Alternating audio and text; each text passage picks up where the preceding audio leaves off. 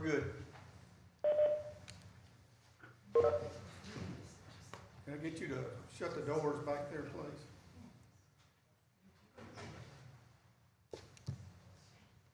Sit anywhere where you see a yellow piece of tape or with somebody.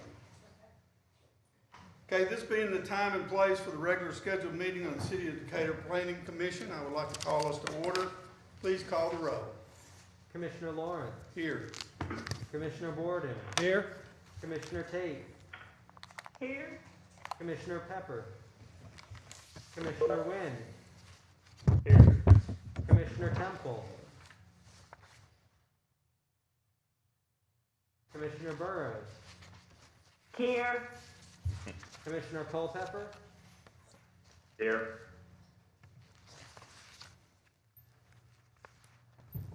So- Here. Can you hear Okay, me? yeah, we got you. Francis, are you here? Yes. Okay. Commissioner Temple. Forrest? Yeah, but we do have 5, so we do have a quorum. Okay, are there any corrections or additions to the minutes of last month's meeting? I can't this Eddie, I didn't hear him call my name, but I'm here. Okay. You got them? Got them all? Okay. So any corrections or additions? If not, do we have a motion to approve the minutes of last month's meeting? Motion to approve. Okay, motion by Mr. Borden, second. Second. Second by Mrs. Tate. Since we're like this, I'll just call the roll, if you'll call the roll on it. Sounds good. Commissioner Lawrence. Yes. Commissioner Borden. Yes. Commissioner Tate. Yes. Commissioner Wynn. Yes. Commissioner Burrows. Yes. Commissioner Culpepper. Yes. Commissioner Pike. Yes. Okay, the minutes from last month are accepted and approved. Okay, let me explain the format for today's meeting. Mr. Marquise will read each case individually, and they will be presented in the order as they're on the docket. The first part of today's meeting is a public hearing for these items. Rezoning. This is the changing the current zoning of a property to a different zoning. The commission will vote to recommend or not recommend to change to the city council to change the zoning. If an applicant wishes to go to city council without the recommendation from the planning commission, they may do so, but they must contact the planning department tomorrow.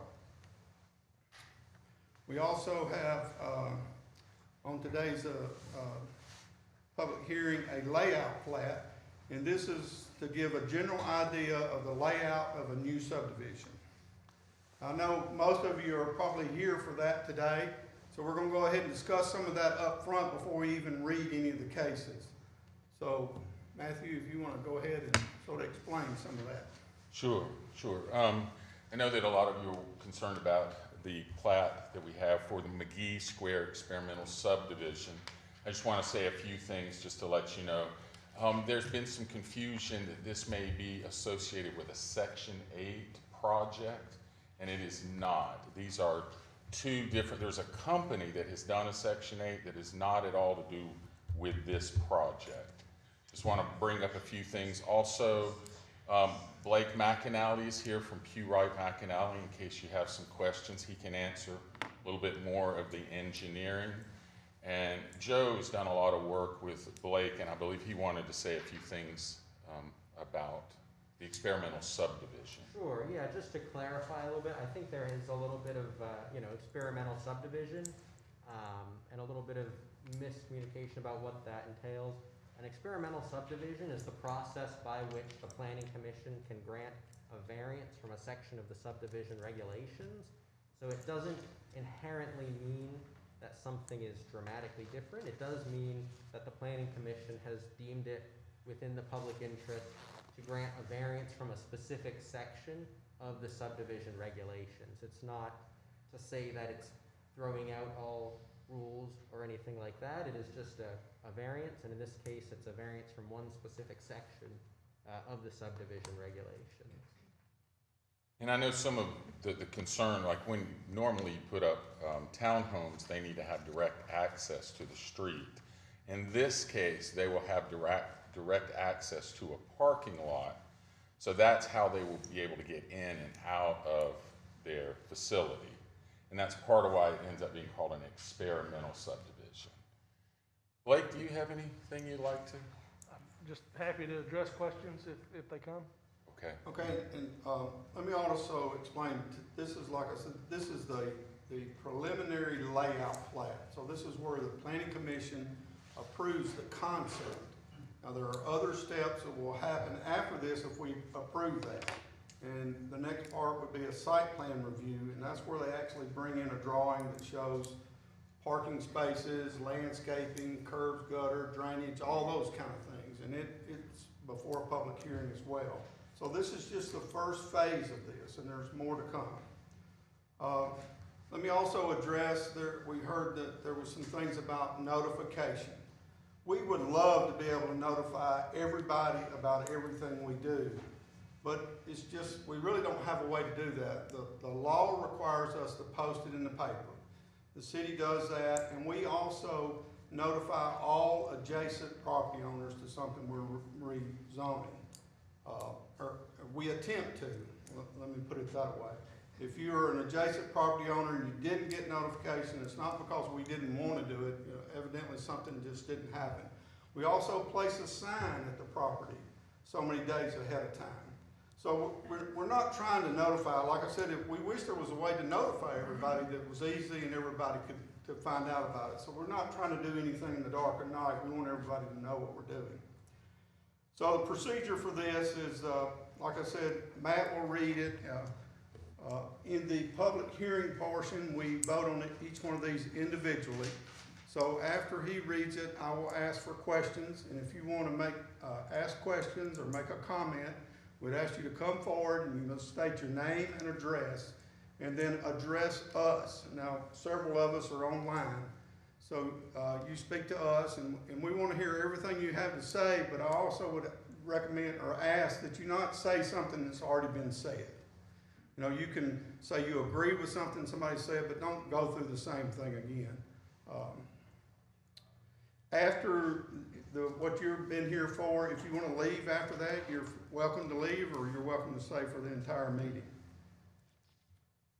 Okay? So we'll go ahead and start with the first item. Okay. The first one pertains to a rezoning, 1369-21.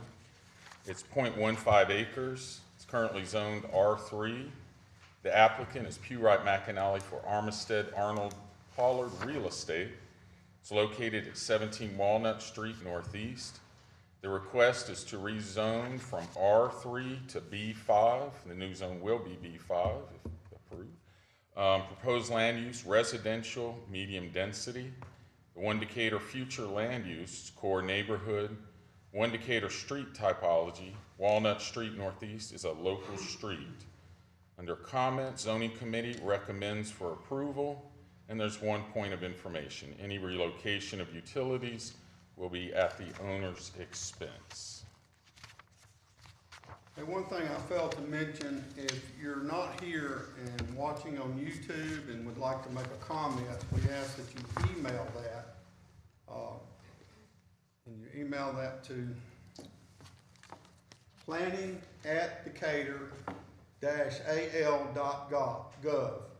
Planning@decatur-al.gov. So for anything that's on today's agenda, if you would go ahead and send your email now, please make sure that you include your name and address in your email. Any emails that we receive will be read here in front of us. So I'm gonna go ahead and we'll just pause for a minute right here, or Okay. I tell you what, when people are emailing, if there's anyone here that would like to speak to this first request. Yes, ma'am, you can come first. Yes, You ma'am, have if to you come to would. the podium.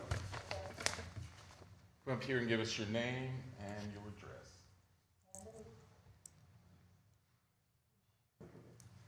My name is Deborah Ford. My address and that's F as in Frank, O-R-E as in Edward. My address is 633 Johnston Street, Southeast. Okay, go ahead with your comments. Well, I find it objectionable that there are districts, not just landmarks, involved in the old Decatur, New Albany, in order to preserve the neighborhood, to make it justifiable that homeowners have to jump through lots of additional hoops in order to get building permits and whatever, that we are required to use specific materials which cost a lot more money.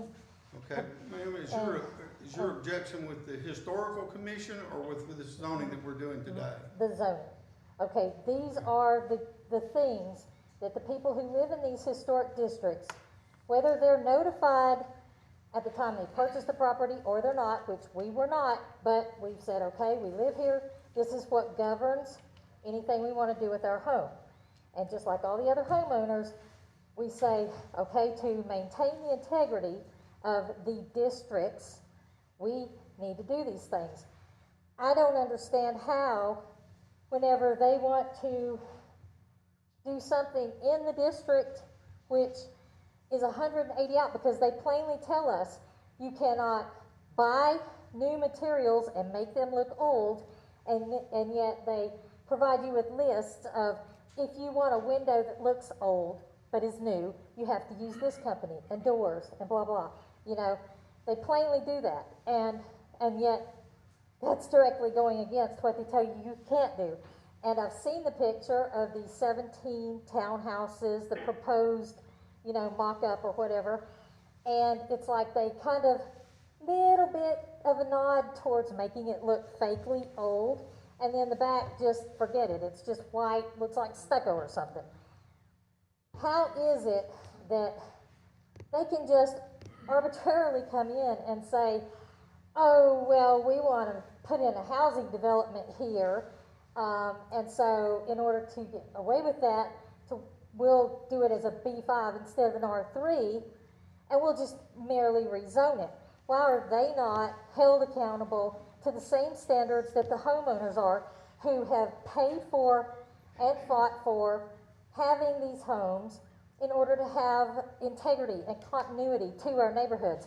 And I've talked to a lot of people from Washington on down about this. First question they told me to ask is there any federal money involved, or is this all private money? Do you know? Because they I said can't really answer that question. I'm pretty sure it's all private money. because they said that was something that I needed to know for them. But I would also like to find out, where's Carolyn Swopes? Where is she at? Okay. I will say Carolyn has been involved in this pretty much from the beginning. She is aware of it. Okay, but what has been done to address Excuse that? me, only the person up here needs to be speaking at this time. Just hold your comments for your opportunity. The problem is, me and my neighbors, I mean, a lot of us have discussed this, and it kind of seems very much like a do as we say, not as we do kind of thing. And I'm not trying to be objectionable, but what rights do we have? It seems like these ordinances and all these rules are put in place to prevent homeowners from radically changing anything, and yet they've already bulldozed, they've already gotten halfway to the building stage of it, well, more than halfway, and yet it takes us forever just to get approval for a window to be replaced. Why is it that we are having to live by one set of rules, and it seems like in order to get by those rules, they rezone? What is the answer for that? Well, people have the right to ask for something to be rezoned. And it's up to us to decide whether to rezone it or not. As far as your question about already being started, the only part that's in historic district now, which is the next rezoning that we're looking at, is currently a parking lot. So there's the part that was already tore down, that was already, that was not in the historic district to begin with. But it will be, it's surrounded completely, and it undermines the integrity of all of it. If there are these little peripheral things dotted here and there, I mean, we're talking over 1,000, you know, buildings and houses and everything, and then suddenly, drop smack dab in the middle of it is some new 17-unit condo complex with 25 parking spots. I mean, that they kind of did a little nod towards making look old, but not even really halfway. It's very incongruous, very out of place. And when you expect that if you're upholding all these tenets of, you know, conduct for your own renovations and in your own home, you expect that the city will do their part to keep up with the businesses and all the planning and everything in order to protect those people who have so heavily invested in this community. Because I don't know about anyone else who's sitting here who lives in an old house. The things are a nightmare to keep up with. They're bare to heat or cool because of drafts and whatever. We have constant interference trying to do anything, even if it's historically appropriate to our house. They make it extraordinarily difficult, and they try to be very proprietary about who you can get your supplies from. And I mean, they're like dictators. I mean, I was out there with Carl. Okay, I'm gonna have to call it there. I understand. We're not talking about the Historic Preservation Commission. All these things you're talking about is what they do. We're not over that. But we put up with them. Okay, but it has nothing to do with this case. Okay, but since we have to adhere to those standards, why doesn't everything else in this area have to adhere to the same standards? It is a national landmark. I mean, it's overseen by the, you know, the federal government. Why is it that, and of course, it all comes down to local legislation and, you know, all ordinances and all that. I get that. But why is it that homeowners who are the core of this entire thing are... I'm sorry, but I'm gonna cut you off now, Yes. because you're talking about the same thing Yes. again, and that's not what we're dealing with. This case that we're looking at right now is not even in the historical district. This is the first one that's in the R3. Well, they're kind So, of borderline. They're like I right appreciate there. your comments, and now I'll see if anybody else would like to speak. Okay, thank you. Yes, sir. I'm not a public speaker, so. My name is Jim Barnes. Before you get started, Mr. Barnes, I'm gonna put a 2-minute limit per person. I should have done that to begin with. Okay. I live at 605 Canal Street, 15 feet, literally 15 feet from this property, these properties. And I've lived there for 35 years. Looking down every block on the east side of Bank Street, every property adjoining the residential property is a commercial business, an 8 to 5 type business where people are there in the daytime, they go home for dinner. It's quiet and peaceful after that. This property, if rezoned, should be the same way. Not unlike a block or two of Bank Street. I mean, I've been there 35 years, and I've expected this at some point in time. But up Bank Street, where the stores are downstairs, they have apartments upstairs. 2nd Avenue the same way. That's the way it should be, in my opinion. There are no commercial spaces, so the biggest question is why do they need to change it from residential to commercial in the first place? Because there's no commercial business in this subdivision. So it should stay residential, in my opinion. And I hope many others, but, you know, why would it need to be changed if they're not gonna circumvent the historical requirement or the requirements for building residential in our neighborhood, historical or not? I don't understand a lot of all of that. But the use of Walnut and Vine Streets, they're both one-way streets, and they're both corridors from 6th Avenue to the northwest neighborhoods. They're busy streets already. And to enter on the Walnut Street side, they have to come from Canal. To exit from the Vine Street side, they have to go to Canal. They have 40 parking spots. So that's 100, upwards of 100 or more cars a day on Canal Street, which is already a corridor from downtown to Highway 20 Wilson Street. So it's a busy road already also. The increase in traffic to me is unacceptable. The utilities, are they gonna use little Julians? You know, our garbage receptacles, you know, the 18 units are gonna have 36 receptacles in a 150 foot spot right out there in front of their house. I mean, and other utilities, water pressure, you know. I know experiments, I mean, it's called experimental, and so some experiments fail, and I don't want to be the guinea pig. It's just too dense. It's too dense of a population right there. If just too many people, too many families, too much car traffic, and not, you know, it's just too many people. I don't want to wake up with 50 next door neighbors. And I'm being selfish in that point of view, but nobody would want to. I appreciate your consideration. All right, thank you. Yes, sir.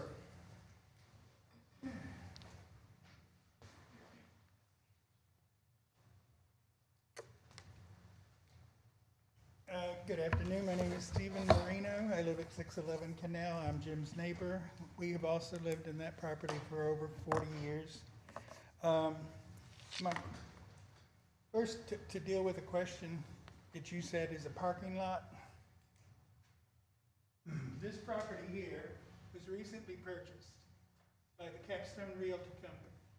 This is, according to the layout that was sent to us, hand-delivered, color-coded, shows it as being contained in R3H.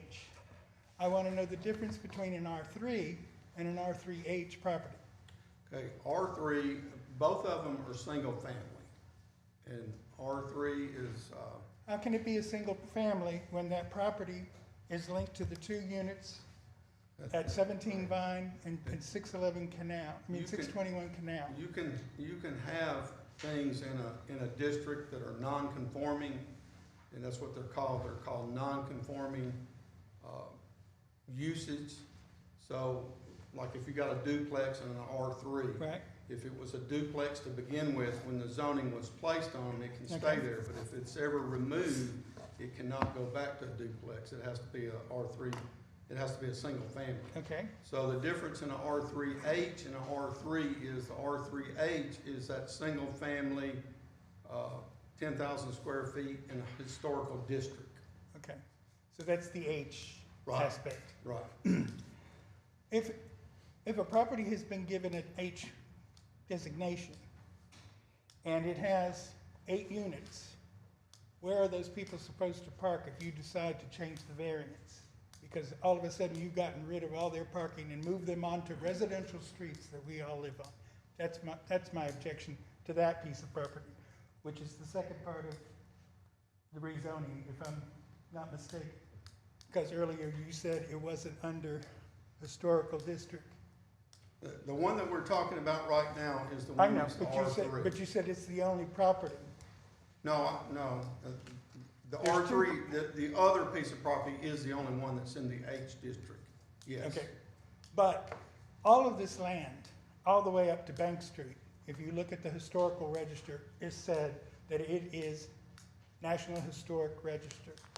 Okay, I'm just saying what the layout of whatever was decided in 1990 February, it was determined then. And when you say each of us has 2 minutes, I have 12 pages of questions. Now, not all of this is dealing with rezoning, so I'm going to stick strictly to the rezoning. So you're getting rid of the parking on, I'll stick with what you're talking about here. Obviously, the variance term that you described, that so much describes experimental, doesn't really tell me what the variance means. It just says it is a variance. So does it apply to setbacks? Does it apply to green spaces? Does it apply to access? One of the things about this particular property is there is an alley that runs behind Jim's house and this property that's on a corner.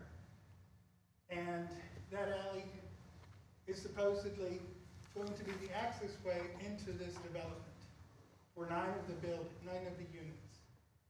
Is that alley considered part of the residential, or is that part of the business district?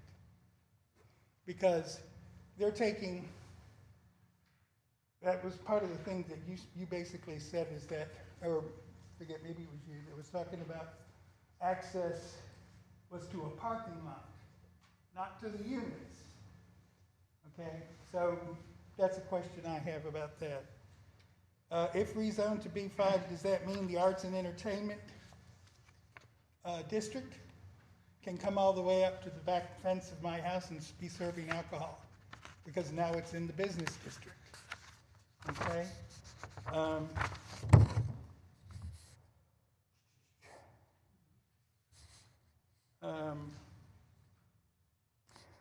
According to what I understood in speaking with Ms. Swoop, I find it a little bit infuriating that the Historical Society has had a whole time to look at the artist's renderings and to say we approve of them without ever talking to the community, okay? I find that objectionable. Because basically there's no limit on private construction if there's no federal funds involved, which is what it was explained to me by her. By rezoning, well, you're on this particular plat, so I'm not going to go any further right there, but I've got a lot more to say when we get to the layout of the units and all that. Okay. But this is specific just to this rezoning. Access to the parking lot, which goes through an alley. And obviously, all these people here are going to have 40 cars coming in and going at 6 o'clock in the morning to work in their backyards. Okay? Yes, sir.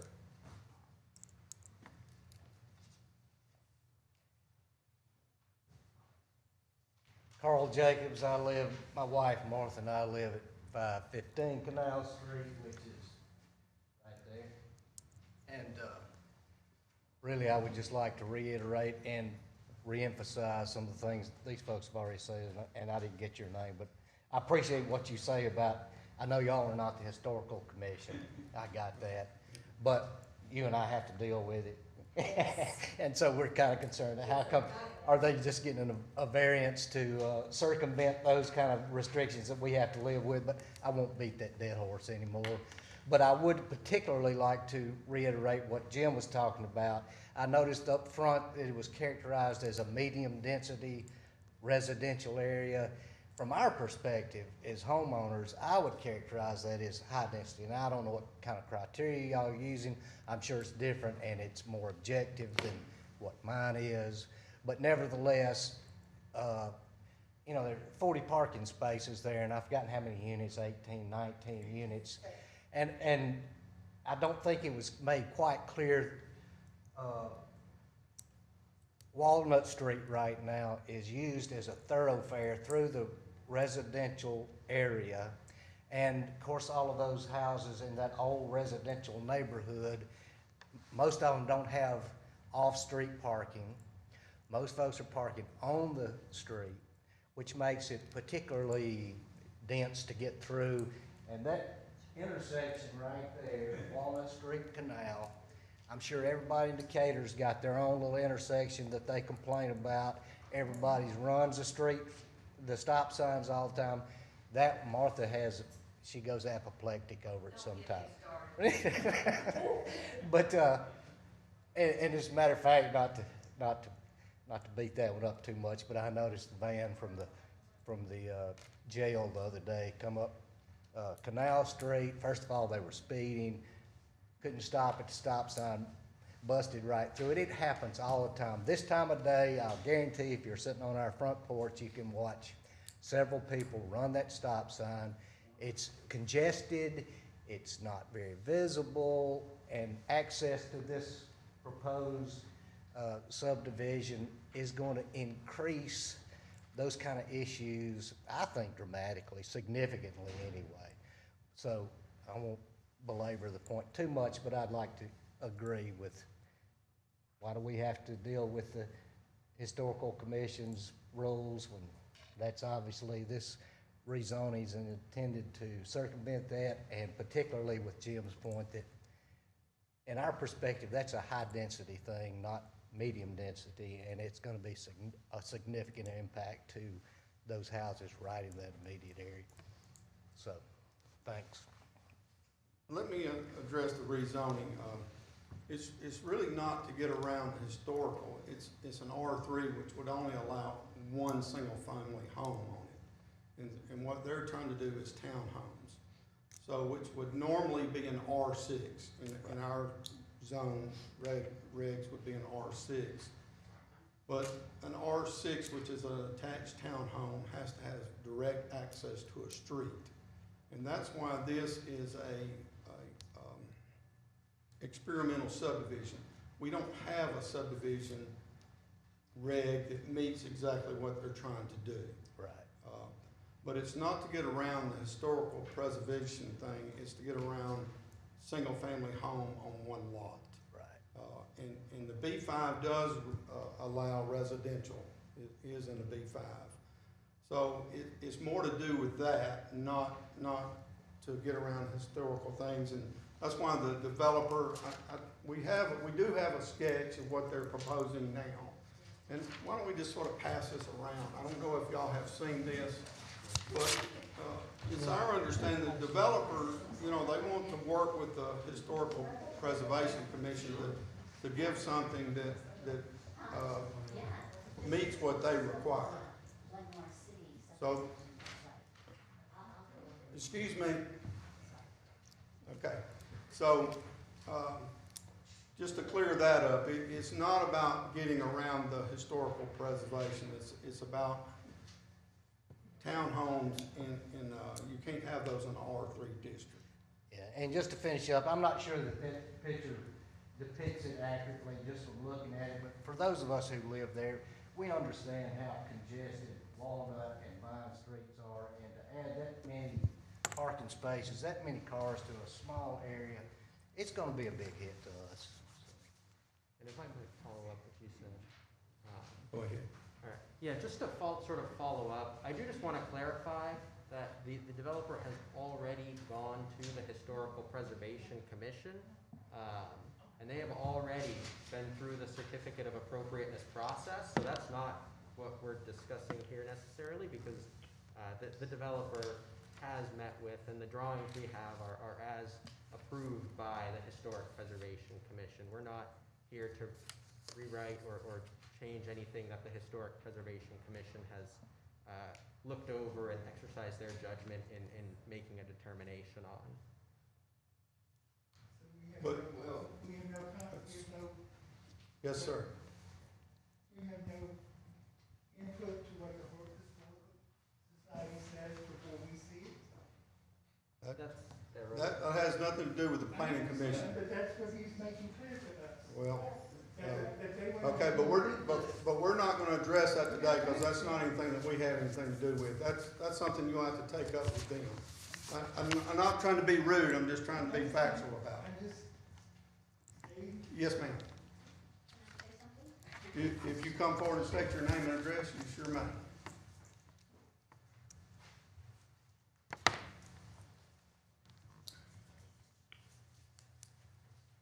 I'm Melinda Baker. I live at 619 Line Street. And I guess my concern is, you mentioned that this is going from residential to business, so you can put more people in a certain area, is what the plan is. And I'll just say from my experience growing up in Southern California, in San Diego, in a little part of the community called North Park, It was about the same age neighborhood, 1910s. These homes were all built. What they started doing were tearing down individual homes and putting in apartment complexes. I understand these are townhomes, but they put apartment complexes that had 8 families in them. So now you have a street that had 5 homes. Now it's got all these extra cars and people, and they did that one by one by one, and the whole feel of the neighborhood is gone. It isn't at all like it was. My other concern is that people that, I guess these are 18 units, you said. It looks like a really small place to put 18 residents. So I'm wondering what the square footage is, and I figure, okay, people are gonna buy these. These are for sale. So are they gonna buy them and rent them? And then you're gonna have a transient population, and that also is what comes with what happened in my hometown, is people come, they live for a few months, they don't care about the community, they move on to another job, another place. So you have no community any longer. It's just a very impersonal place. You don't know anyone, nobody knows each other, and it's a lot of traffic. So that's my feeling about this. I think it's way too much. I'm okay with maybe 4 units or what was going on across the street, but I think 18 is just out of the question. So. Thank you. Is there anyone else that would like to speak? Okay.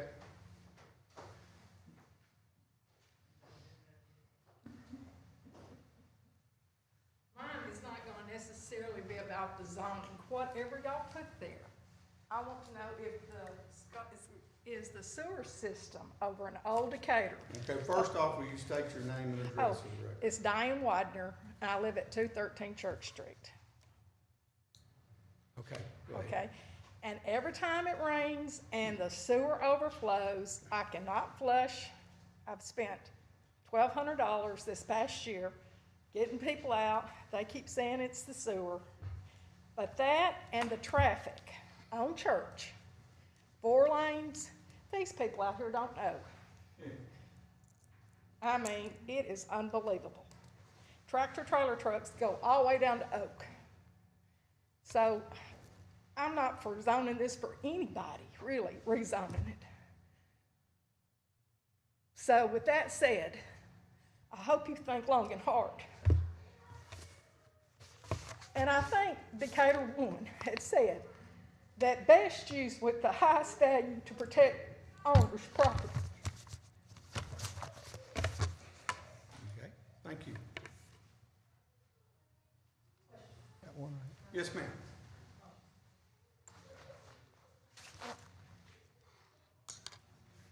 I'm Lynn Shupert, 618 Lion Street. I agree with what everybody here has said. I've lived well, since I moved back to Decatur, we've been there 38 years on the corner of Lion and Vine. I'm hoping that we are addressing the sewer system, and that might be a question that I have for you. What's that going to do? That's the low part in that neighborhood. Having walked it when I couldn't get in the pool, I live on a hill. Did you know that Old Decatur was on a hill? But it is, and that's the low part. Have we addressed that enough to where we're not going to flood out Barneses and here? I like the, I think that you need to take into consideration the traffic in there. And I'd also like for you all to agree, to understand, Old Decatur and Albany are both, you get to the center of them and we're okay. I mean, we have our issues in there. But they are very vulnerable for their boundaries. And this is on a boundary. And I'm kind of in agreement with Melinda. 18 is a bit much for that. And if you could make them non-rental, I know that's not your job, but I think that to allay some of the concerns of the residents in the neighborhood, and especially the close neighbors, we may need to know that, or we may need to put some restrictions on, can I buy it as rental property, rent it out on a weekly basis? That's not the type of people we need driving through the neighborhood. So just please consider, these districts are vulnerable on their borders. And this is dealing with a very vulnerable border. So I think, if we consider that. And Blake, can I ask you the question? Have we addressed have you looked at that? If you'll ask it to him, I'll. Yeah, you can, I was gonna say, y'all can ask me. Would you ask Mr. McAnally? First off, let me say that part is addressed in what we call a site plan review. When which does that it happen? will be addressed. There's draining requirements, you know, that they have to meet, and he'll have to engineer all that. Of course, as far as our sewer system and drainage, mainly the sewer system, I don't know if y'all are aware, but the council voted this morning to go ahead with DU's proposal to accelerate all the repairs in the city. But that is something that'll have to be addressed, and Mr. McAnally, if you wanna add something to that, or you feel like I covered it? I've got several things I'd like to respond to Okay. questions when I've got all the questions. Right, okay. Okay, but that will be done after you've already rezoned, am I correct? Yes, ma'am. Yeah, So that's my concern right now, as far are as we getting zoning, the cart before the horse? Could we that's, maybe do that and determine what it is, and then come back to you and say, is it proper to rezone this, given whatever we find out about the sewer system, whatever we find out about traffic studies, if we're gonna do that? It's just a suggestion, maybe we've got the cart before the horse right now. well, But all of that has to go through another approval before the final Do you approval have is. Whatever they input bring from- to, Do you have input from the neighbors? it'll be another public hearing just like this. But we have no recourse to not to pull it out of the rezoning. No, ma'am, and the zoning is the first part, because the developer wouldn't go and spend all this money to engineer it, and then us not rezone it. One last question. So he's gotta know that up front. In the part that we all, the R3H, the historic overlay, will that be retained if you rezone it to B5? It'll I be understand you've been talking to B5, the it will historic not be commission. part of the historical district anymore. Although we Okay. are putting some requirements on this site, on this preliminary plat, to retain that for this development. But that's later in tonight's meeting. Okay. Anyone else have anything they'd like to speak on? We're sort of taking both of these at the same time. I know we're only on the R3, but most of your comments have been about the R3H. So if there's no other comments, do we have a motion to recommend rezoning? I'm sorry, Mr. Chairman, I wanted to address a few of these questions. if that's Okay, all right. okay. No, I'll let you do that. Blake, could you wait Why don't- just why one don't we- second? I just wanted to read, we did get one email Okay. from Brenda Henson. If this subdivision does not fall under the jurisdiction of the Historic Preservation Commission, then will there be requirements and oversight for renovation, structure changes, etc. for this subdivision, mirroring the requirements of historic district homeowners? Okay. I can respond at the subdivision if you like. Well, I think people want to hear it now, so it'd probably be better if you just went ahead and gave them all your information now about all of it.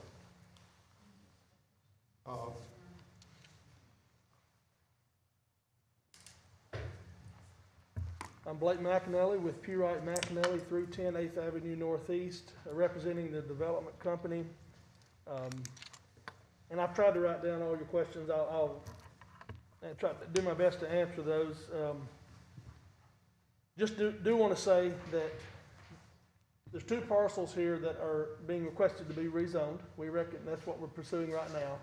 We've already pursued consolidating these properties a month ago into one property. We recognize that we do have a site plan that addresses all of the grading, drainage, all the utilities, traffic circulation, all of that has to be designed and come before the commission for approval, or this development can happen. We do recognize that. Subdivision, to be able to create, the reason we're doing the subdivision is to create individual lots so that these homes can be sold fee simple to owners. It's not a rental property. The city of Decatur has no ordinance, to my understanding, that allows for VRBO or other type of rental opportunity businesses to go on within the city. That's not allowed within the city.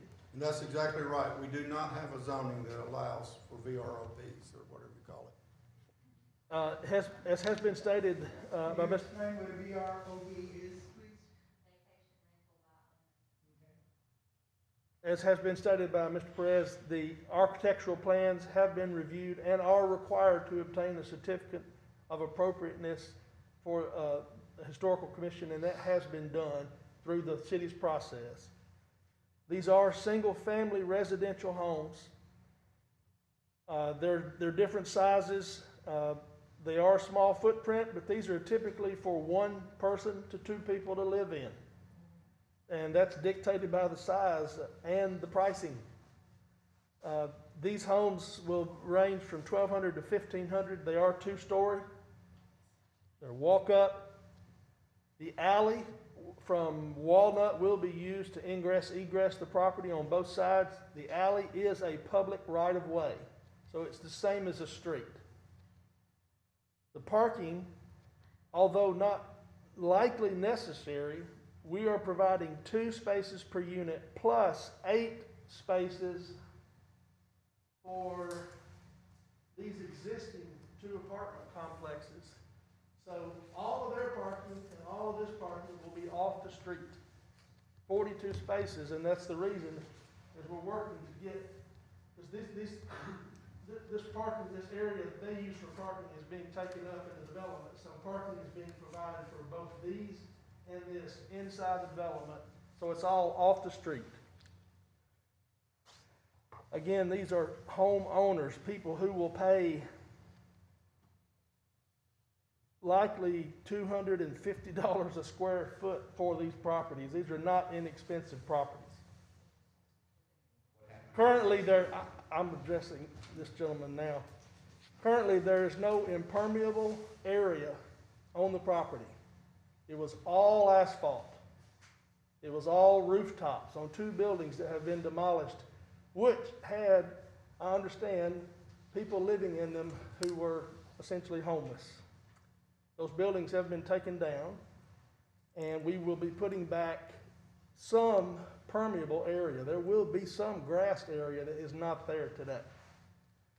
With respect to the sewer, I've spoken to the water and sewer engineers at Decatur Utilities, and they are confident there is adequate sewer. There is adequate water, there's adequate electricity. And we've already checked all these things with the providers, and they're telling us that they can provide adequate services. You know, with respect to traffic, these are not businesses, these are people's homes that they're going to pay, again, a lot of money for. They're going to leave and go to work in the morning, and they're going to come home in the afternoon. This is not like. Excuse me. This is not like there's going to be people going in and out all day, every day. This is not a business. B5, which is what is all up and down the backside of Bank Street. If you're looking at the screen, all that pink stuff is B5. So we're not doing anything that's abnormal. In fact, we're doing what is already there, essentially. I think those are the questions that I heard, and I'll be happy to answer any other questions you might have. Does anyone on the commission have a question for Mr. McAnally?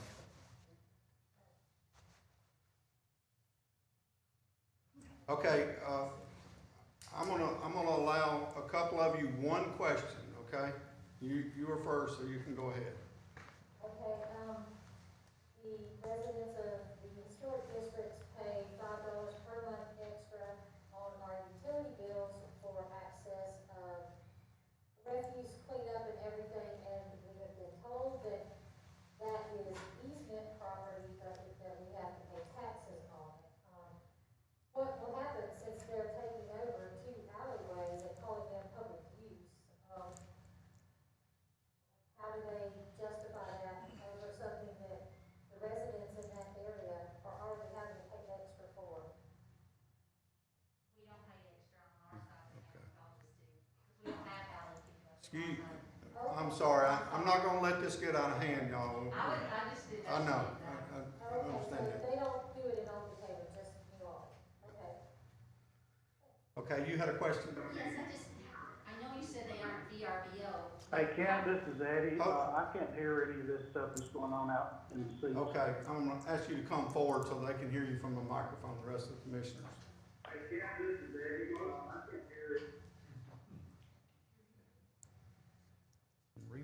Yes. I understand you said they can't be VRBO, but how, you mean a homeowner cannot rent their place out? Is that? No. There's no place in Decatur that you can rent your home for a vacation. We have no zoning that allows that. Not for vacation, I'm talking about if I own, you mean I can't move out of and rent my home to someone? For a long term, you can. That's what I mean. Over 6 So, months, yes. So people could have 6 months leases with these people, if they Yeah. wanted to have people, so Yeah, we you could can have do that renters. in any zoning district, any Okay, residential. so they zoning could become transient, they might not be homeowners, I mean, a family of one isn't somebody that's gonna probably hang around a long time, in my opinion, but, Right. all right, that was so they can be rentals, they can be Yeah, developed they into could, rentals. yeah, they could be a long-term rental, exactly, just like in any zoning, residential district. Right. We just don't allow for any short-term rentals in Decatur.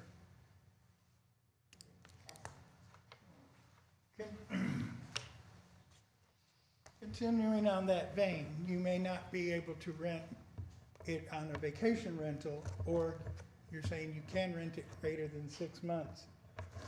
But if we have an 18-unit condo-owned building, is there not, my question is, do those people have the right to have a homeowners association or a condo association? And do those condo association members have the right to choose or to vet anybody who rents in a particular building? Because now you're basically making a transient neighborhood in my backyard. I know that's not your decision, but a condo association would handle that. And- I think and we've if the already home- established these are single-family dwellings, Yeah, is that right? That's right, and if they establish a homeowner's, go ahead, Mr. Boyd. There are common areas, all the parking are common areas, and which will require that there be an owners association as a part of this development. So that owners association could make that requirement.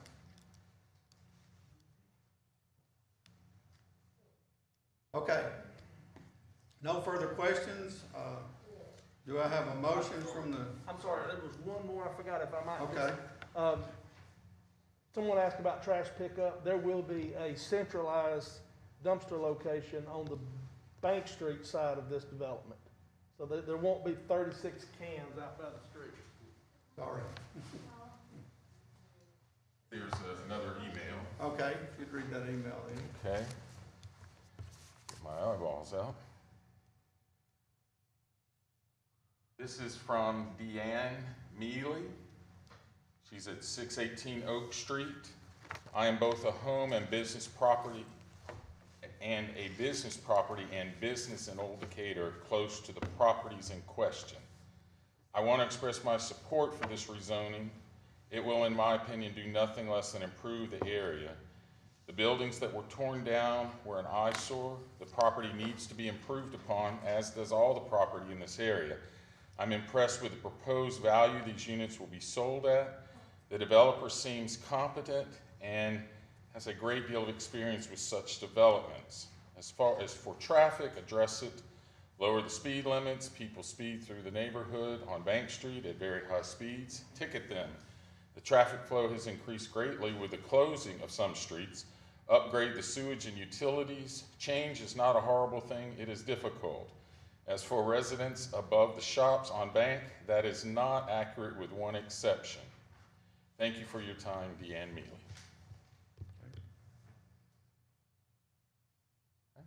Yes, ma'am. Hey, Kent, this is Eddie. Could you repeat the email address, please? Yes, sir. It was 618, I'm sorry, that was Brenda. You can come forward. 618 Sorry, if someone Oak wants to Street. send an email in. Yeah, 618 Oak Street, Northeast.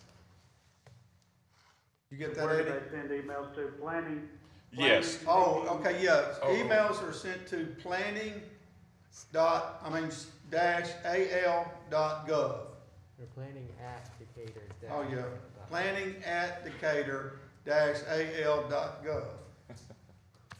Let me get my note out here. This is for Blake over here. Okay, you'll have to ask me. Okay. I'm gonna ask you, what did he say for him to repeat about the sewer system was good enough already that could support this? Is that what he said? He said that DU has told them that they have enough to support this development, yes. Okay, who told you that? Who told him The that? engineer, I would assume that's the engineers. Engineering at staff Decatur at Decatur Utilities. Utilities. Engineer department. But that's what I needed to know. Okay, One more email. okay. All right, this is from Crystal Brown. She's part of the Chamber of Commerce. It is so necessary that Decatur have additional housing opportunities for potential and existing residents. It is extremely desirable to have access to shopping and eateries based on the requests we receive at the Chamber. We continue to lose people because we don't have housing inventory. Our inventory as of December's University of Alabama real estate report is down 45%. We have an opportunity for an attractive quality subdivision, and we request that the commission please approve the rezoning. Thank you. I'd like to address that if I could. Okay, no, this is only questions now. Hold on, let me. Sure, I can understand that there's need for housing in Decatur. I don't have a problem with that. I don't think anybody who has spoken here today has a problem with that. Our concern here, and the question would be, as I can tell you, that just outside of this picture right over there is a lot that faces directly to Bank Street that's large and open. And if you wanted to do a development like this, it would be much better to use that kind of lot than, I hope that everybody understands what we're looking at right here. They're shoehorning this what I'm gonna call high density subdivision, basically in the backyard of Jim Barnes and Bank Street, so that's our concern. Thank you. I've got something to say. Okay. I gave everybody the opportunity to speak. Now, I Mr. only want a McAnally answered your I question, only so want a second. okay, I'm asking for questions only now. If you have a statement, that time is passed. I'm sorry. Do you have a question you'd like to ask? No, I have a statement. Okay. My house is right here, and I look out my window, and this is what I'm gonna see out my window. Okay, thank you. That's all. Bye. Okay, do I have a motion from the commission to recommend this request to the city council? Hold on, one more email. Yeah, this is Eddie, I'd like to make Okay. a motion. All right, the emails are cut off. Okay, I've already called for the question. very good. Did that come in before I called for it? 4:25, so 3 minutes ago. I'd already cut it off. Okay. Okay, sorry. Do I have a motion? Eddie made a motion. Okay, do I have a second? Second. I second Okay. Joseph. Okay, motion made by Mr. Pike, seconded by Mr. Nguyen. Do any of the commissioners have questions or comments? Please call the roll. Commissioner Lawrence? Yes. Commissioner Borden? Yes. Commissioner Tate? Yes. Commissioner Nguyen? Yes. Commissioner Burrows? Yes. Commissioner Culpepper? Yes. Commissioner Pike? Yes. Okay. We'll move to the next case now. Okay. All right, moving on to the next rezoning, 1370-21. It's 0.15 acre, currently zoned R3H. The applicant is Pew Wright McAnally for Capstone Real Properties, LLC. It's located northwest of 17 Bond Street, northeast. The request is to rezone from R3H to B5. Its proposed land use is residential medium. One Decatur future land use is core neighborhood. One Decatur street typology, Bond Street Northeast is a local street. Under comments, zoning committee recommends approval. The committee also recommends a condition to be placed on the McGee Square plat, ensuring that the design will be in conformity with an approved or amended certificate of appropriateness from the Historic Preservation. One point of information, any relocation of utilities will be at the owner's expense. I believe we had a couple of printed comments on this one.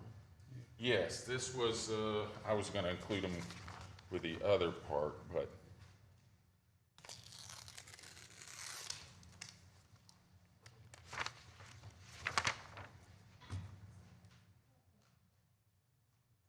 I was just going to read them when we got to. So anyway, that was Okay. it. Yes. Well, we're opening up for public comment now, so you can go ahead and read those. Okay.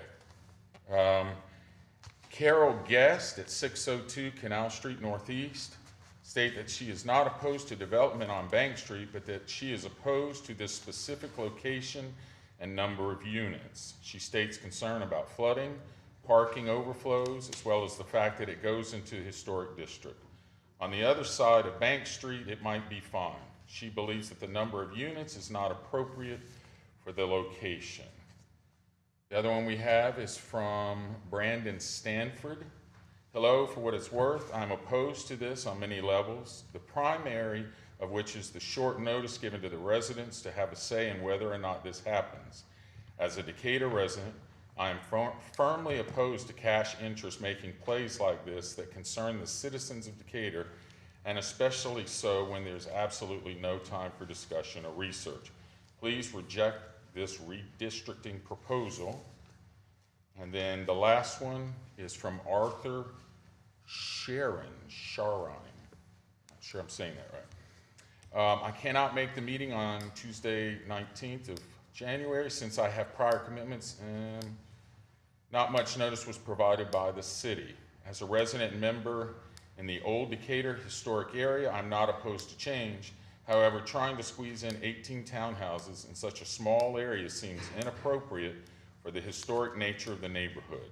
There are plenty of other areas already zoned for these types of structures. I suspect I have the same concerns as many who have posted about this proposed development on Nextdoor in Old Decatur section. I have seen the mess and problems Decatur created when they tried to change the turn lane at 6th Avenue and Wilson Street. This was not in the traffic plan, but Decatur did it anyway. Now we have 18-wheelers running down Church Street all hours of the day and night. Then, due to a poorly thought out plan being rushed through, the city later came back and blocked off Line and Ferry Streets. All this is to say, until a fully developed proposal is presented, I do not support the rezoning, as we have no idea what the developer will do or not do. Will the developer want incentives, tax credits, etc. for this? Cook started their museum, but then later wanted tax credits. Can the school system manage the increase in potential students? And do we need to, it's quite a long list of questions. Should I just keep going or okay. Well, up to 2 minutes. Okay, all right. Where will the parking be? Will it be mandated that townhouses have enough off-street parking? That would be in the range of 45 to 50 parking spaces. What about oversized vehicle boats, campers, trailers, and such? Will sidewalks, curbs, green space, and other amenities be required? What provisions are being made for dogs and pets? Will the city install speed bumps in the historic area? Will the contractor be given a time frame in which to have all the construction completed? We do not need the contractor building 3-4 townhomes per year and then this effort taking 4 to 5 years to complete. What happens if the developer cannot complete the townhomes due to the lack of funding or other issues that may come about? Where will the construction equipment be? Can they keep all the equipment on the property, or will they be blocking off streets and access to nearby residents? For how long? Where will construction workers park? Will they block access for residents? How will the contractor keep the area clean and not have the sewer or storm sewers get clogged? Can the city provide utilities? Will this area have mail delivery to the door or a central external mail kiosk for all the residents? If so, what will it look like? In the past, Decatur has not allowed home businesses in the historic area due to parking and traffic. If townhomes are approved now, does that mean we can now have home businesses. This would include bed and breakfast lodging and Airbnb type activities. Decatur moans there is not enough high-quality lodging for visitors in the city. Why did the developer choose this location? There are many other areas Decatur that could work. Cook tore down the Lucky's grocery store. Why would townhomes not be a good fit in that location? I know there are many questions. I recommend a complete plan to be developed and presented to the City Council and the residents of the historic district. Until that happens, I recommend the rezoning not be approved. Anyone here would like to speak, have something different to say? Yes, sir. Like I say, I want something different to say. I agree. Stephen Marino, 611 Canal Street. The only question that I have is, in this property, you've already stated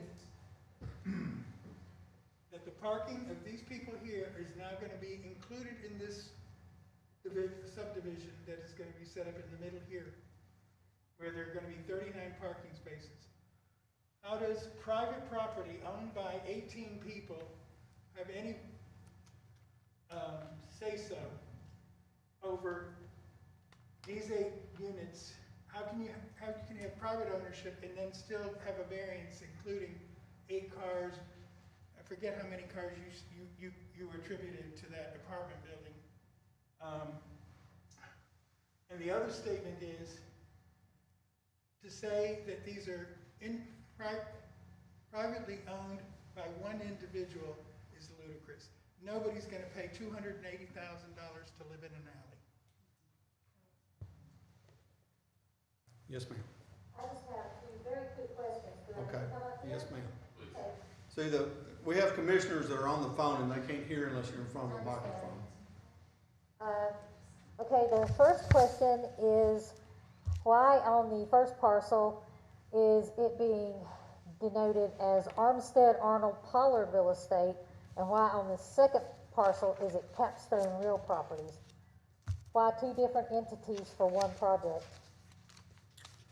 You want to answer that question, Joseph? Yeah, those are the current ownership of the properties as it stands right now. There has been a consolidation, which was approved last month, consolidated into one, but that is still awaiting some final conditions. So for the moment, they're still under different ownership, which is why the rezonings were applied for under different ownership. It's just weird to have 2 different things. It's just one of those legal, technical things that just hasn't gone all the way through. Yeah, it just seems rather suspect. And what was I mean, it happened very fast, and I didn't hear whatever the answer was. What was the vote for the first parcel? What, was that approved? Was that? Yes, it was approved, unanimous. How do we do it? Okay, thank you. Yes, ma'am.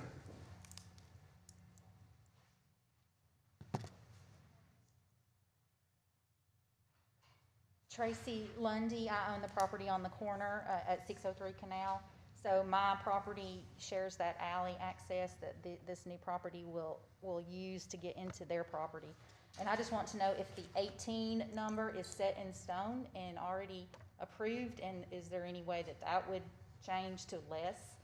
And why is it built on top of the sidewalk? And there's not any space between the sidewalk and the front of the building, at least from this picture. Okay, yes, the number of units could change slightly between now and site plan review, not dramatically, but it could have a slight change to it. As far as sidewalks, the sidewalk requirements will still be there for the new development as well. So there still will be a sidewalk? Yes. Well, yes. Yes, ma'am.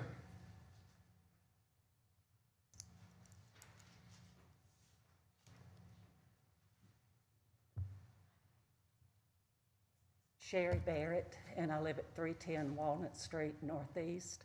My concern is the traffic. There's already a lot of traffic on Walnut Street because it's a straight shot to Bank. My other concern is during the construction time, Are we gonna have dump trucks, lumber trucks, brick trucks, concrete trucks? Every kind of vehicle imaginable going down this very narrow street where people park on both sides of the street. My concern has been many times that if an ambulance needs to get to somebody on that street, they're not going to be able to, because people are not always straight parkers. They park cocked out into the street. So will there be a ruling set up that these construction vehicles of all types not go through the neighborhood? Well, to answer some of that, we do have a truck route restriction that they have to stay on the truck route and take the shortest distance that's to the site of where they're going. As far as parking, you know, that would fall under the police jurisdiction, just like anything else did. If they were blocking the road or something like that, it would be up to the police department to solve that problem. And the residents would just have to call the police department and they would come out and take care of it. But yes, there will be trucks, there will be concrete trucks and things. Anytime you have a building done or a house built or somebody adds a garage on or anything, you have those vehicles have to come to make the construction happen. So when we have damage to our property or to our vehicles because some truck has dropped a brick off, You'd have to take that up with whoever the company that owned that vehicle is. Yes. But, no different than if they were driving down your street now. so the construction crews can do whatever? Well, Because no, they're gonna be gone by the they have to time, abide by our ordinance and laws that we have now. I mean, they can't. but they're just- gonna be gone by the time you go out and find a brick's gone through your windshield. But that could happen at any time, Yes, anywhere. but there's gonna be a whole lot more construction going on. Right Yes. now, there's very little in our Right. neighborhood.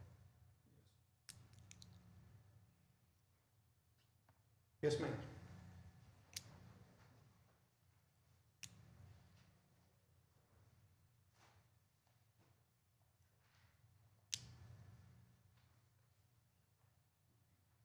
Hi, my name is Nancy Greenleaf, and I live at 604 Lime Street in Old Decatur. I've been a resident for about 30 years.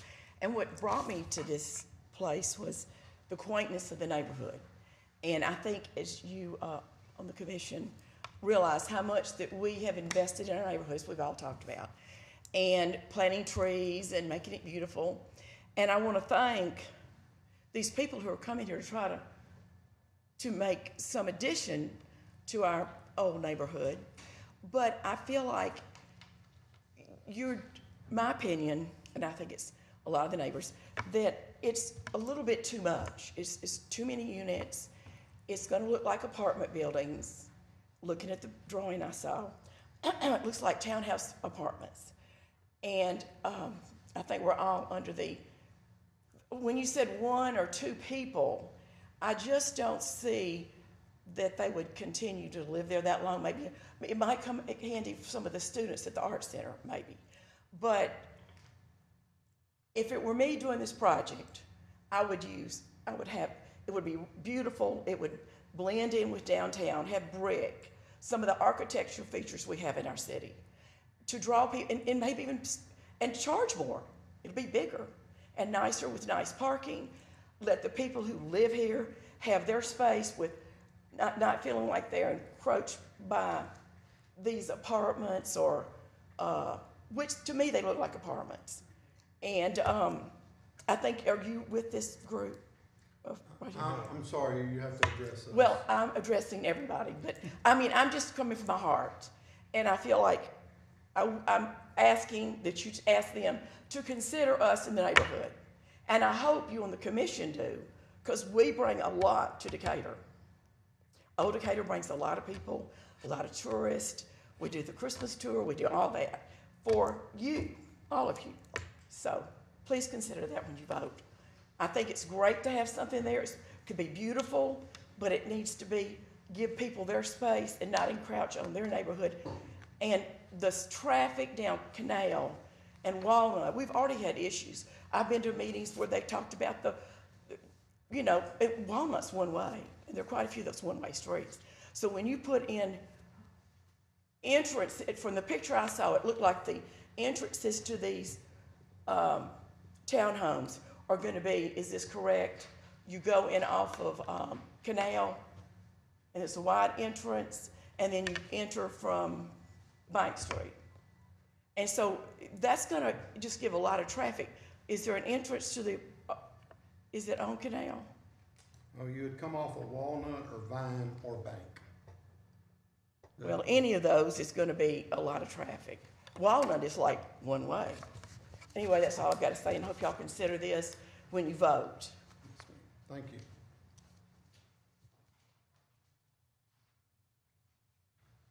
You have any emails? Yes, sir. Okay.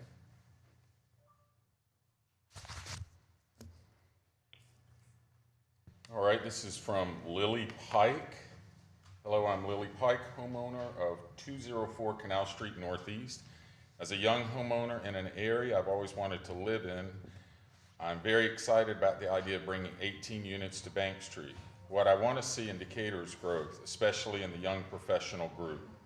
With the addition of more living space in the downtown area, I look forward to seeing the downtown area expand and local businesses, along with the hope to bring in more young families. Thank you, Lily. And that's the only email you have? Yes, sir. Okay. So we're cutting off emails at this point. Everyone here has had an opportunity to speak. Okay, Mr. McNally, you'd like to answer any of those? Yes, sir.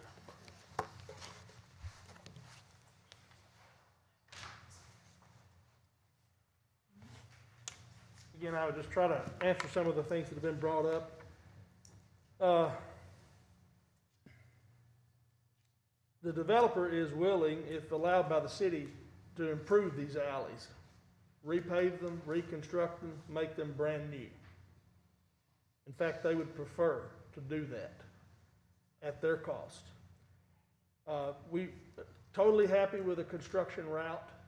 No problem with having a construction route that doesn't go through the neighborhood. We just need that defined when we come back for the site plan. We're happy to adhere to a construction route. I'm sorry, let's see.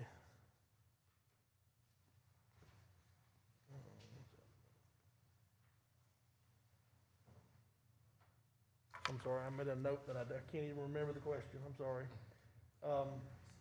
Anything else I could answer for you that you may have heard or need to help understand? I don't think so. Anybody? Does anybody on the line, commissioners, have any questions for Mr. McAnally? Okay. A construction route would, I mean, like off of Bank Street, couldn't be off of Bank, but then that goes. Well, there's a public parking lot off of Bank. So it's coming across city property? No, it's county property. Okay. And so that, you know, that would, I can't speak for the county, Right. but, you know, if they would allow it, we, you know, whatever, the commission defines, we'd be happy to work with. Okay. And I would say this, that, you know, we are, as a city, we have begged for people to come here and invest this kind of money, to do this kind of thing for years. And we have a person who grew up here in Decatur that's a part of this development that moved off and does this in Nashville all the time. And working really hard for the last 2 or 3 years to put a project together to come here and spend millions of dollars investing in this. And these, again, are single-family lots with a unit on it that will be sold and owned by an individual. I heard a comment otherwise and just wanted to make sure that's clear. And I'd like to sort of address that, you know, there's really nobody here that's for this project. Basically, everybody is have a disagreement. I'm for it if it were Okay, or less. let's say for it as presented. Exactly. Okay. But we do hear a lot from, you know, it was a big thing in one Decatur, that Decatur needed more, especially in the downtown district, smaller homes. We have a lot of young engineers that get a job in Decatur and can't find a place to live here. is what they want, and these are the type things that they're asking for. So there are a lot of people that do want this development in Decatur. I'm sorry, I've already cut off. You gave a question, allowed to ask questions after he spoke last time. You don't get that same privilege? Okay, I'm gonna give you 1 second. You gotta come forward.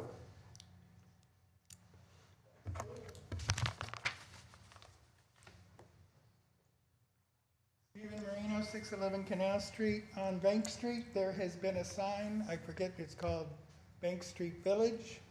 It's been there since 2016. There were supposed to be $400,000 home, shotgun homes built.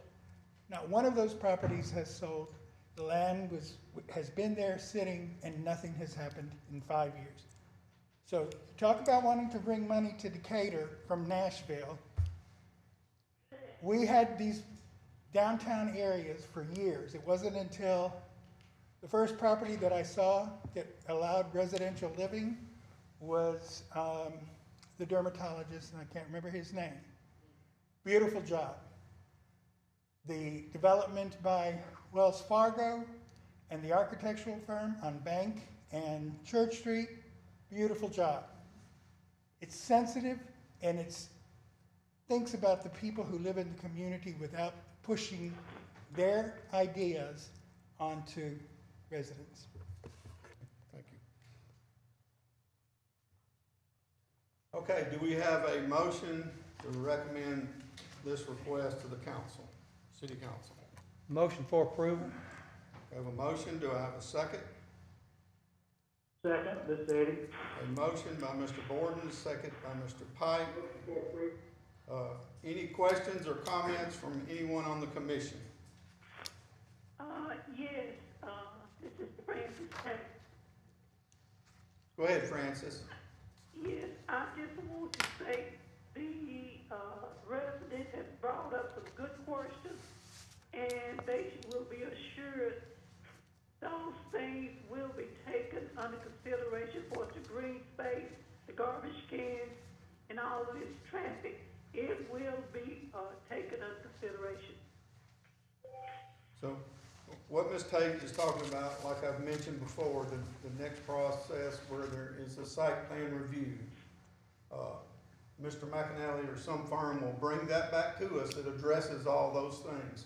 And there'll be another public hearing like tonight where you get a chance to speak about that. Let me also say that all we're doing is recommending to the council. The city council still has to vote for this rezoning to happen.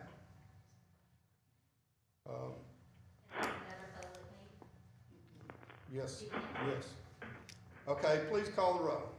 Commissioner Lawrence. Yes. Commissioner Borden. Yes. Commissioner Tate. Yes. Commissioner Wynn. Yes. Commissioner Burrows. Yes. Commissioner Culpepper. Yes. Commissioner Pike. Yes. Okay, this request will be referred to the council unanimous from the planning commission. And just so you're aware too, the scheduling, once it gets sent to the city council, it'll have a first read, and then 30 days later is when the public hearing will be. So there'll be a chance for you guys to come back in and speak your mind. I have an administrative question as far as receiving the information. Who would I address that to? So my address is on this piece of paper right here, my name and address, but I didn't get this information. Okay. So how would I know to get it next time? Joseph, will you make sure you got her? Because, I mean, it's right here on this paper. I figured this was part of y'all's package, but I didn't receive it, so. Well, and officially, this is actually part of the layout. The next stage, which is going to be the preliminaries, officially when we need to send the letters out. Okay. We went ahead and sort of tried to do a little overkill with the process. Yeah. And I will say hand-bill notices were also delivered. Yeah, I just am the owner, I don't live there, so that's why I didn't get it in my door, because my tenant had to get it. Okay, well, adjacent property owners, if we need to make sure that list is up to date, if you could just send an email to the commission. This is right here. Okay. Everything's correct on there. Okay. Okay. All right. So we'll move on to Resolution 008-21. Currently, it's a renaming of a street, and it goes through an R3, R4, and R5 district. The applicant is the City of Decatur. The location is Washington Street Northwest from the point of intersection with Vine Street Northwest to the point at which it changes to Memorial Hold on Drive just a minute. What is- Northwest. Yes, ma'am. Yes, sir. I'm gonna give you a minute for everybody that wants to leave. Go ahead and you're welcome to go now. Thank you for coming.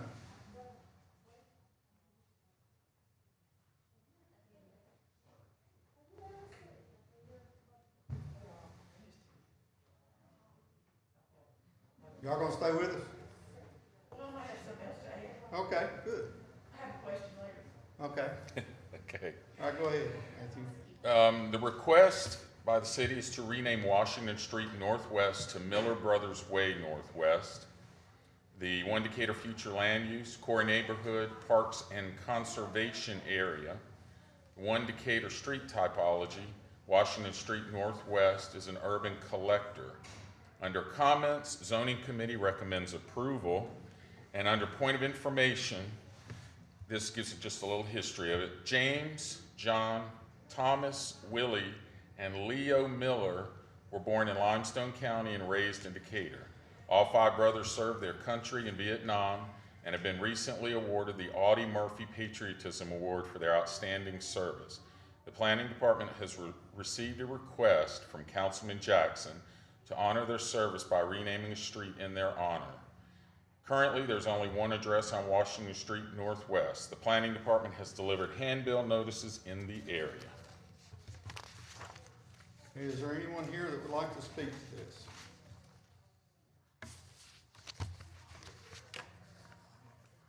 Okay, do we have a motion to recommend? Motion to approve. I'll second. Okay, we have a motion by Mr. Borden, second by Mrs. Tate, to recommend this to the council. Any questions or comments from anyone on the commission? I would just like to say that Councilman Jackson was behind this, and I think it's a great thing that he's doing with this. And I think it's something we should do. Please call the roll. Commissioner Lawrence. Yes. Commissioner Borden. Yes. Commissioner Tate. Yes. Commissioner Wynn. Yes.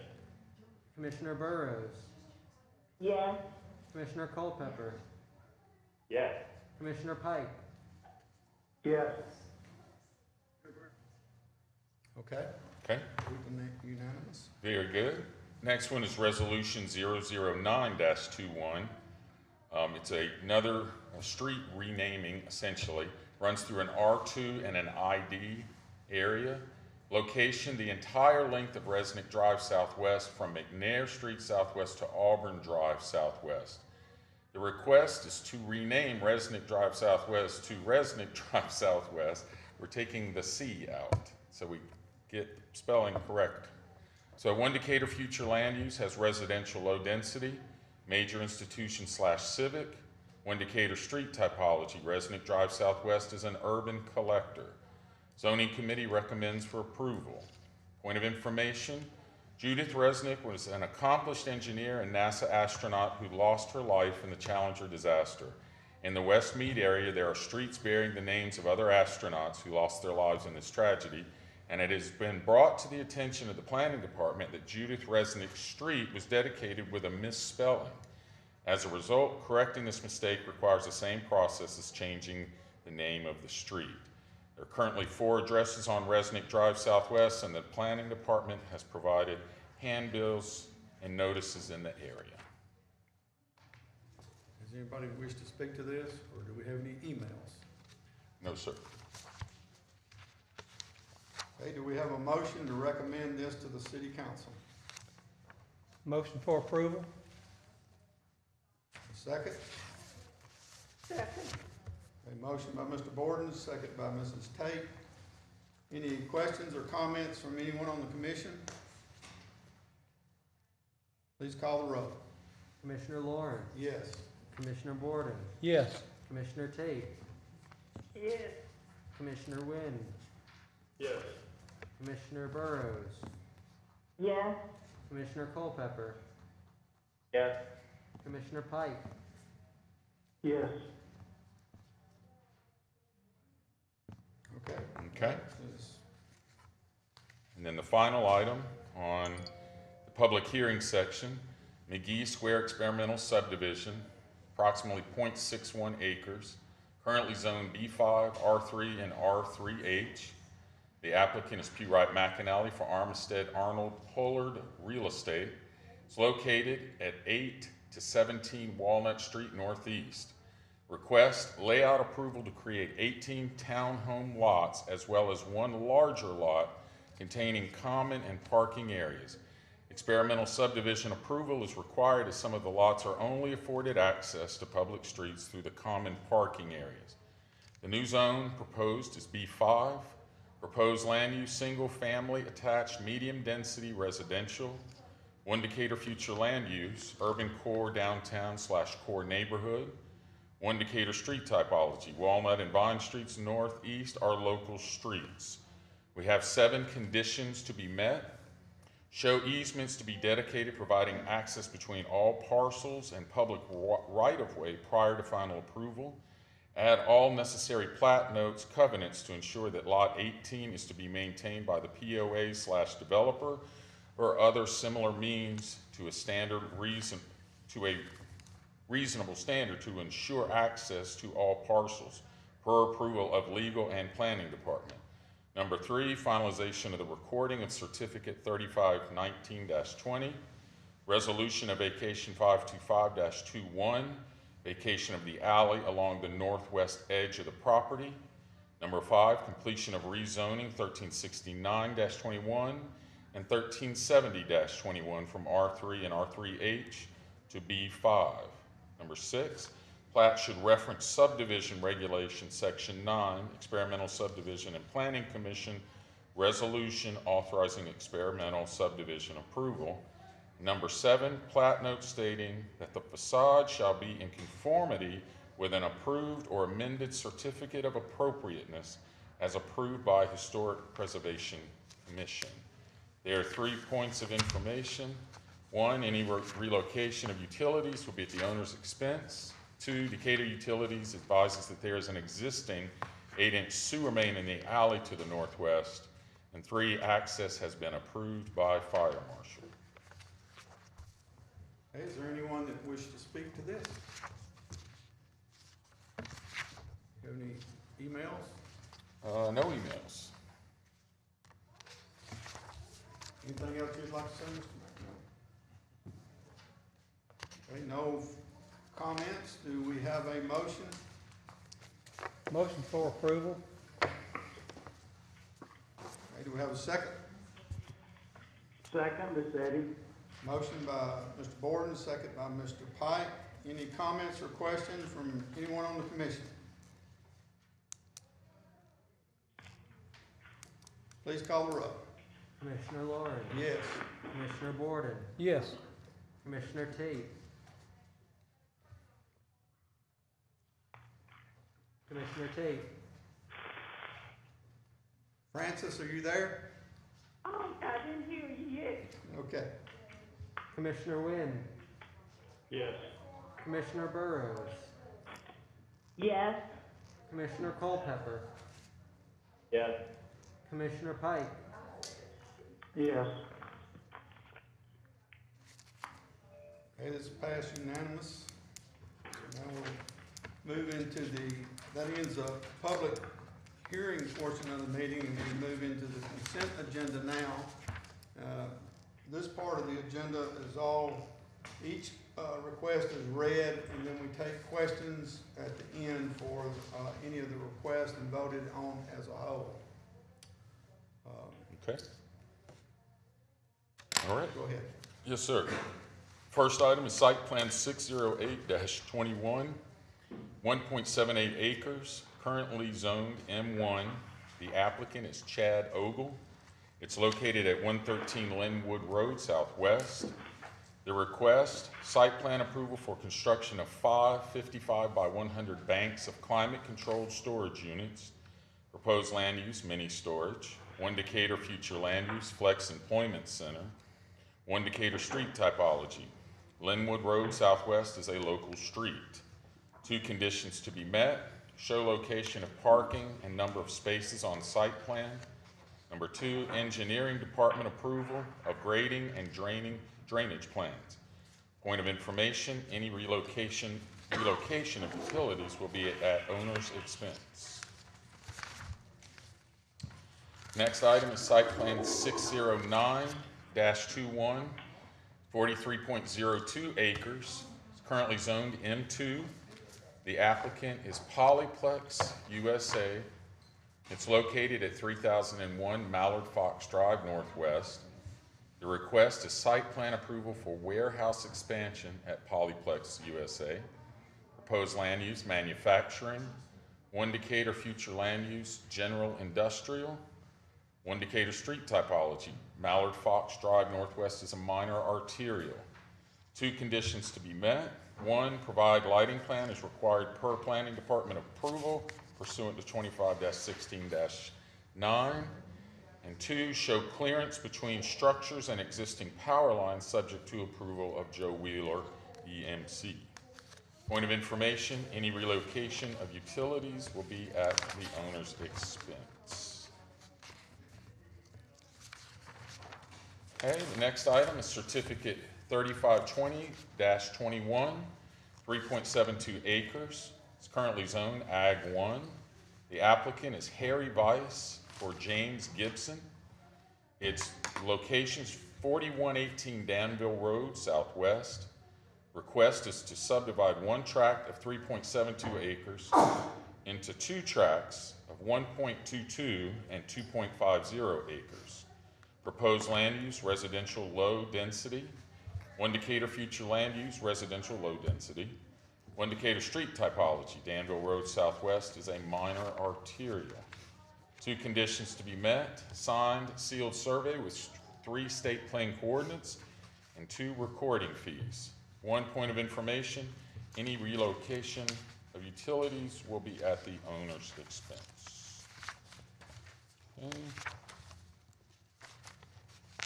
The next one, certificate 3521-21. It's 4.88 acres. It's currently zoned M1A, but it's in process of annexation with a pre-zoning to M1A. Applicant is Burt Boykin for Racetrack. It's located at 2331 Highway 20. The request is to consolidate 3 tracts of 1.575, 1.67, and 1.635 acres into 1 tract of 4.88 acres. The new zone will all be M1A. The proposed land use, expansion of existing gas station. One Decatur future land use, Flex Employment Center. One Decatur street typology, Highway 20 is a principal arterial. There's 3 conditions to be met: signed, sealed survey with 3 state plane coordinates. 2, recording fees. 3, copy of deed for all owners. 3 points of information, any relocation utilities will be at the owner's expense. Signature blocks other than seal of survey are not required on survey for certificate to subdivide. Joe Wheeler, number 3, Joe Wheeler advises that underground utility service runs north-south along the boundary between parcels 1 and 2.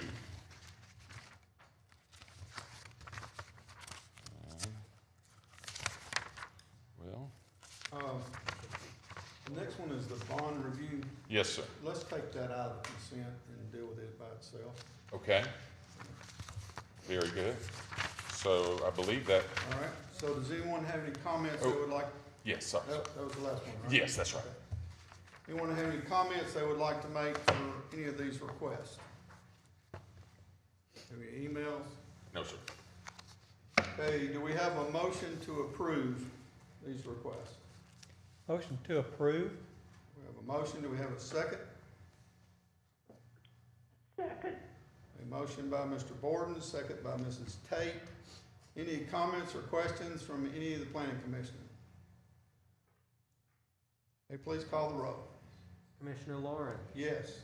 Commissioner Borden. Yes. Commissioner Tate. Yes. Commissioner Wynn. Yes. Commissioner Burrows. Yes. Commissioner Culpepper, Yes. Commissioner Pike, Yes. Okay, that passed unanimous.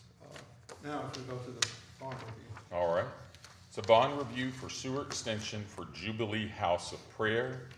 Currently zoned B2, the applicant is Jubilee House of Prayer.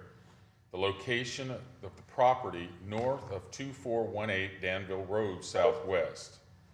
The request review letter of credit for $30,000 for the extension of sewer in compliance with the conditions of certificate to subdivide 2172-97.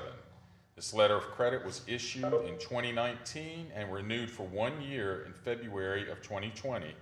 As a result, it is set to expire on February 19th. The applicant signed an agreement with the City of Decatur in February of 2019, agreeing to complete the work within 3 years. This would give them until February 19th, 2021. The One Decatur future land use has its Flex Employment Center.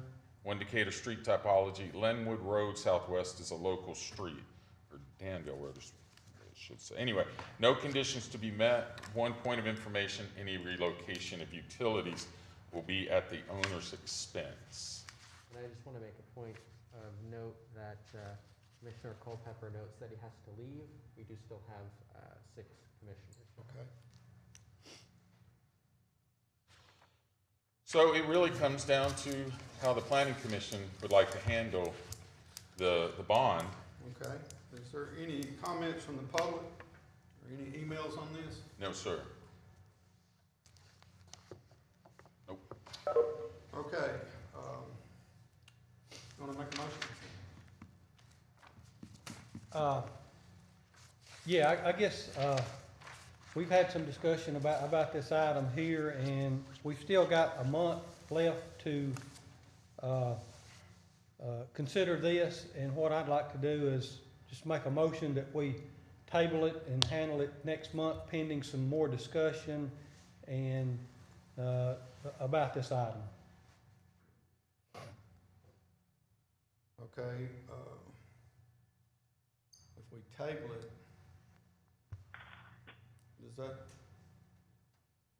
it runs out before our next meeting, right? Yeah, when is, Yeah, I think what we have to do, I'd like to amend your motion to not call, for the commission not to call the bond, but to give the planning department, the leeway to attach this somehow to make sure that this sewer is completed. so The next meeting is on the 16th, and that bond, that line of credit runs out on the 19th. Okay. Is that correct on the next meeting? Well, If that's the case, it can be tabled then. yeah. It is Yeah. the 16th. Chip, is Chip still on Chip, the line? are you still with us? Is there an amount of time in advance we have to let the bank know if we were to make a decision on this? Well, I mean, the landowner could always get another bank to give them a line of credit. Chip, are you still with us? I am. Okay, so right now we have a motion on the table to table this to next month, which would be 3 days before this line of credit expires. So, the landowner could come in and say that they're gonna put the sewer in and by then, or we could, vote then to extend the bond if they come in with somebody else, another bank that's willing to extend them a line of credit. So, Or we I could think get, that'd be a good idea. or we could get a hold of them, maybe between now and then, have some success with that to work out some other thoughts and ideas with it. okay, What about if you say, because I don't know, there's gonna be, if they come in the day before the next meeting and say they want to do the line of credit, it's not gonna be processed in time. What about if you say that, you're not going to pursue calling the bond at this time, but table it for further consideration at the next meeting and authorize the planning department to pursue other remedies, and we can let you know at the next meeting whether they have arranged another bond or whether we're having to pursue the other way, and we'll be able to give you the details of what that is. Sounds good to me. Okay, and if they come in with bond and credit, they got that 1 year left. Oh, Right. That's right. Right. Right. Yep. That's right. As long as we approve. Right, we still have to Extending it approve. 1 year. Yeah. Okay, so you agree with that? I'm good with that. Okay, so that's Gary's motion, and, Ms. Tate, you're seconding that motion? It basically states that we're tabling it till next month.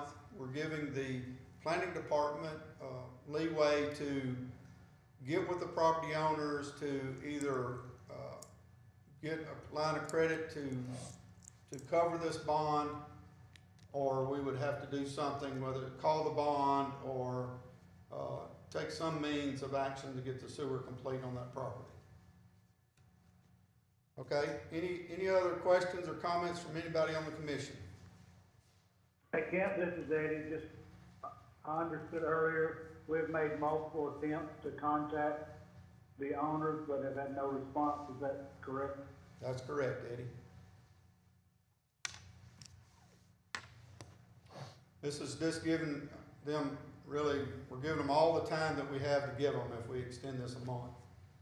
And plus too, the end of last year, I contacted them because of this bond and went and handed out business cards. And so they know that, you know, we're interested to see what they're interested in. And then Joseph went, and I tried to contact someone, but no one was at the House of Jubilee. Yeah, I made a number of different attempts via mail, electronic submission, and phone call. Did y'all do any certified mail? A certified letter Okay. has been sent, and as well, I know Matthew visited the actual property in March of last year Yeah. in an attempt to contact. Very good. Okay.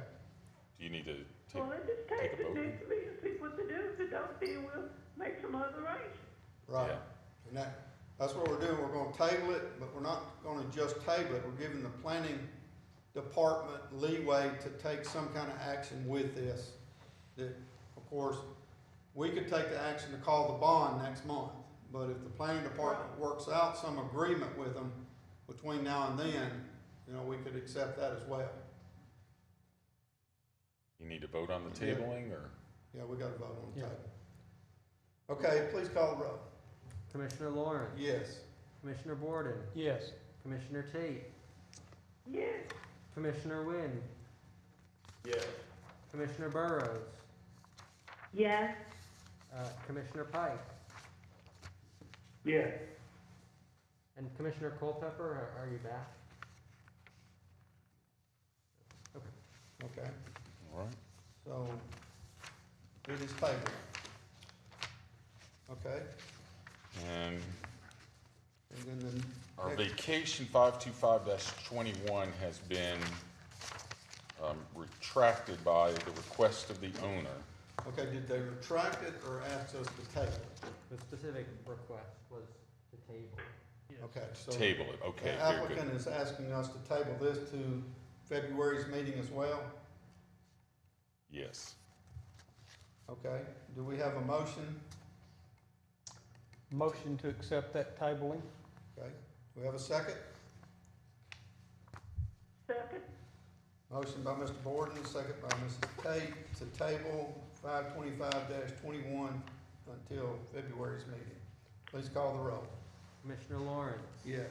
Commissioner Borden? Yes. Commissioner Tate? Yes. Commissioner Wynn? Yes. Commissioner Burrows? Yes. Commissioner Pike? Yes. Okay. Okay. Unanimous. All right, next case. One last item, vacation 526-21. It's 1.24 acres. It's currently zoned M2, The applicant is Pew Wright McAnally for Decatur Morgan County Port Authority, Industrial Development Board of Decatur, LLC, Nucor Steel Decatur, LLC, and Joe Wheeler Electric Membership Co-op. Location of properties, the end of Mallard Fox Drive Northwest. The request is vacation of the end of Mallard Fox Drive Northwest. 1 Decatur future land use, general industrial. 1 Decatur street typology, Mallard Fox Drive Northwest is a minor arterial. And the proposed land use, I skipped that, is industrial. 2 conditions: 1, signed and completed vacation package. 2, Decatur Utility needs a DUT easement for the full width of the existing right-of-way. 2 points of information: 1, any relocation of utilities will be at the owner's expense. 2, emergency vehicle ingress-egress will be maintained, as will ingress-egress access for Joe Wheeler existing substation. Okay, do we have any comments on this request? I take it we have no emails either, right? No, sir.